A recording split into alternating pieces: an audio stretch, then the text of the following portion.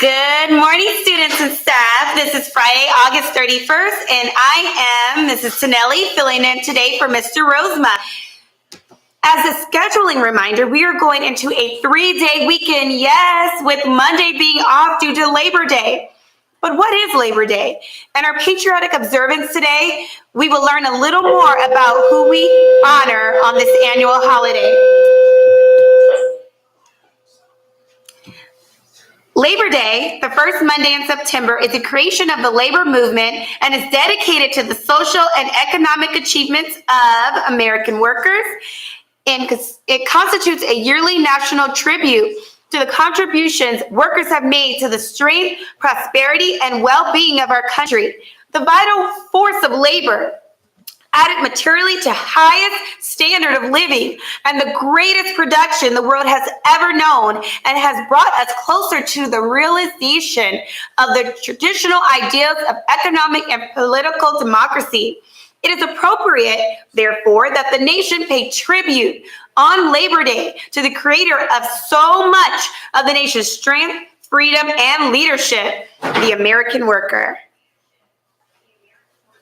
Until 1872, when thousands of Ottawa laborers marched to Prime Minister John Macdonald's home. That year, Canada took the anti-union law from its books, and the march became an annual Canadian tradition. In 1882, Toronto labor officials invited an American union leader, Peter J. Maguire, to Toronto's labor celebrations. Maguire was so impressed that he suggested a workers' parade to New York City's Central Labor Union. He chose September 5th as the date because it filled the long void between July 4th and Thanksgiving. Coincidentally, that same year, a machinist from Paterson, New Jersey, Matthew Maguire, also proposed a laborers' celebration. On Tuesday, September 5th, 1882, thousands of New York City laborers marched from City Hall to Union Square. They gathered in Reservoir Park for an afternoon of picnics, concerts, and speeches rallying for an 8-hour workday. 2 years later, the Central Labor Union moved the parade to the first Monday in September. They also encouraged all U.S. cities to follow New York's lead and march for the working man's holiday. For many, the choice was to either spend the day at work or march without pay. That began to change when Oregon became the first state to legalize the Labor Day holiday in 1887. Other states, including New York, soon followed. It took a political disaster to put Labor Day on the national calendar. In 1894, railway workers in Pullman, Illinois went on strike to protest wage cuts. President Grover Cleveland faced pressure to end the demonstrations and sent 12,000 federal troops to break the strike. Violence erupted. 2 strikers were killed, and Cleveland's harsh methods made headlines. In an attempt to appease the nation's workers, he signed a bill to make Labor Day a federal holiday. Cleveland still lost that year's election. America's workers continued to gain power through the 1950s, when over a third of all labor forces were unionized. Labor Day had become a time to rally workers for safer conditions, fair pay, and benefits. But in the second half of the 20th century, the U.S. labor force diminished. Many factories closed. Jobs were outsourced to other countries. Today, workers still parade through blue-collar neighborhoods on Labor Day, and speeches unite the ever-dwindling labor force. But the day's true call has quieted. For now, most Americans leisurely enjoy the holiday as summer's last bow.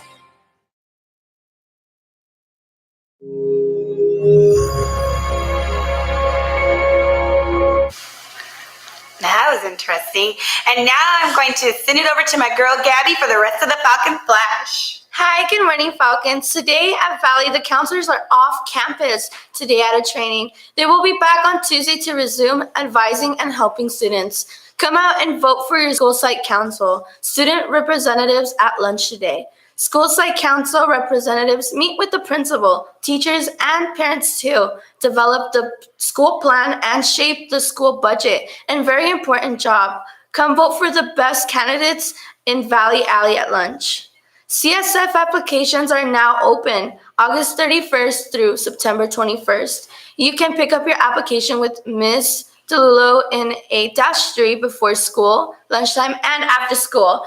Please make sure you have a copy of your spring grades from last year when submitting your application. Print your grades from your Aries portal. Seniors, if you are going to be a life member of a full member, you must apply. Seniors with 1 to 3 that qualify are strongly encouraged to apply because you will be put into the graduation ceremony and program as State Honor Roll member. Today is Falcon Friday. Get your ID card scanned by any administrator if you're wearing anything that shows your Valley pride.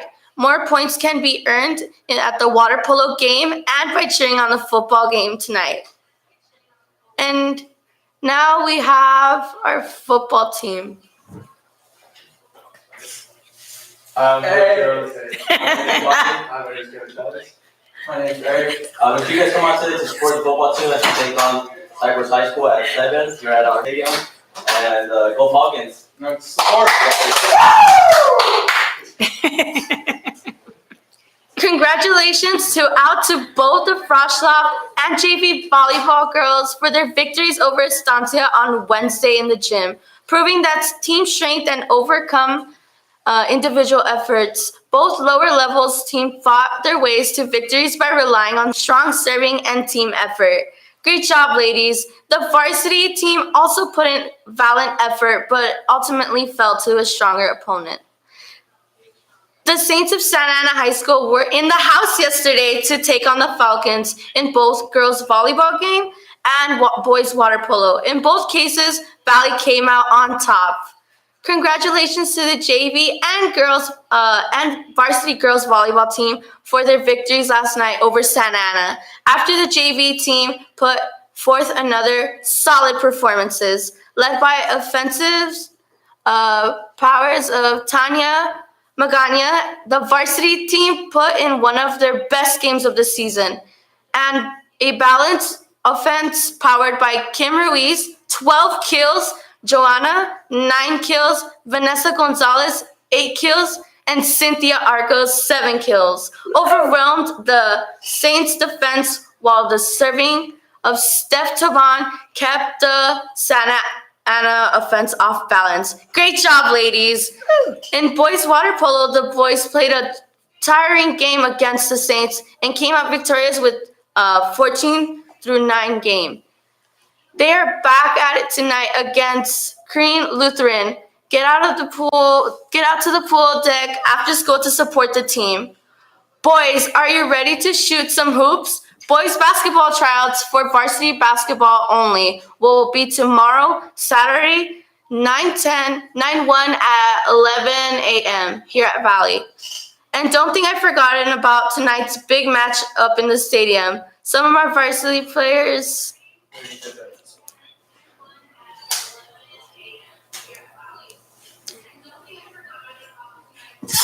Thanks, team. We'll be seeing everyone out here tonight for the game. Otherwise, we wish you all a safe and restful weekend. We'll see you back here on Tuesday morning, and that's it for today's Falcon Flash. And remember, Falcon Fever, catch it!